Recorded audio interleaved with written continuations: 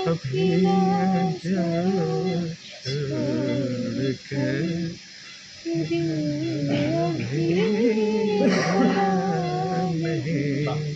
নমস্কার, আমার নাম ডক্টর রুথিজিৎ মিত্র। আমি consultant neurosurgeon, CK Birla CMRI hospitals, কলকাতায়। এতক্ষণ আপনারা যে ভিডিওটা দেখলেন তাতে পেশেন্ট গান গাইছে, আর আমি সেই মুহূর্তে পেশেন্টের সার্জারি করছি, মাথার সার্জারি।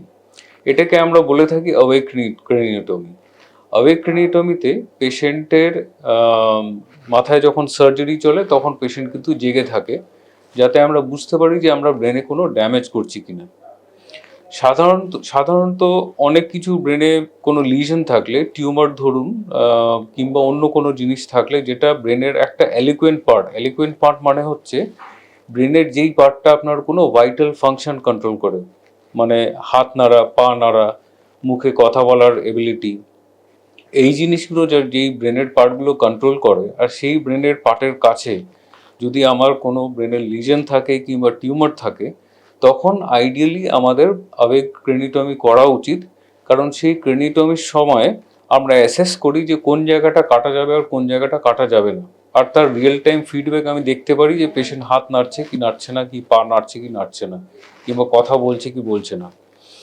অ্যাওয়েক ক্রেনিওটমি ইউজুয়ালি একটা team work in the sense, যখন আমরা পেশেন্টকে ঘুম পাড়ানো হয় অ্যানেস্থেটিস্ট, তখন এই পুরো মাথার এই দিকে একটা স্ক্যাল্প ব্লক দেয়। স্ক্যাল্প ব্লক মানে লোকাল অ্যানেস্থেটিক দিয়ে সবকটা নার্ভকে নাম করে দেয়। তারপরে যেটা হয়, পেশেন্টকে জাগানো হয়।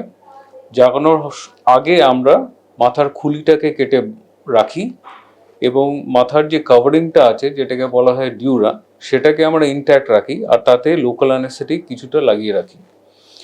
তারপরে যখন পেশেন্ট জাগে তখন সেই ডিউরাটা কাটা হয়, আর তারপরে আমরা ওই জায়গাগুলো অ্যাসেস করি।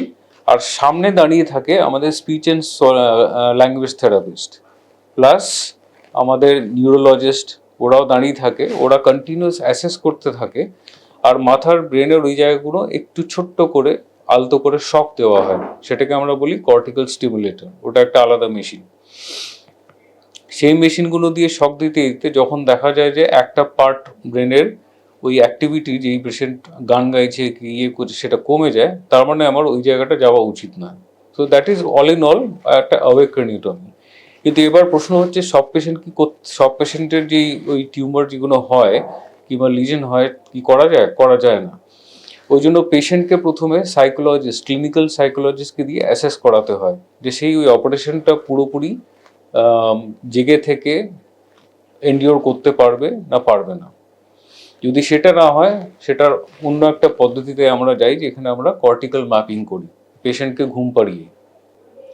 কিছুদিন আগে পর্যন্ত ব্রেনে যখন টিউমার আর লিজেন, এরকম এলিকুয়েন্ট পার্টস অফ দ্য ব্রেন, মানে যেখানে কোনো অ্যাক্টিভিটি আমার খুব ভাইটাল অ্যাক্টিভিটি কন্ট্রোল করছে, সেগুলোতে সার্জারি করার যখন অসম্ভব ছিল, কিন্তু এখনকার দিনে অ্যাওয়েক ক্রেনিওটমির দৌলতে আমরা কিন্তু এইসব ডিফিকাল্ট সার্জারিজ খুব ইজিলি করি, এবং পেশেন্ট কিন্তু 2-3 দিনের মধ্যেই বাড়ি যেতে পারে, আর কোনো নিউরোলজিক্যাল ডেফিসিটও থাকে না।